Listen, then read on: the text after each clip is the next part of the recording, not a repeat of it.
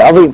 اذكر يقول لي الشيخ محمد العوضي كنت انا في مجلس، يقول من زمان يعني وانا صغار يتكلم عنهم ما شاء الله يعني قبل، يقول كان في واحد من الاخوان الصعايده يجي يلقي عليهم كلمه، يقول طالب علم قوي، يقول يلقي علينا كلمه وكلنا بدو يعني والله العظيم المسجد كله والله ما ندري وش يقول يتكلم بعربيه فصحى في المسجد ويلقي كلمات ولا احد فاهم شيء.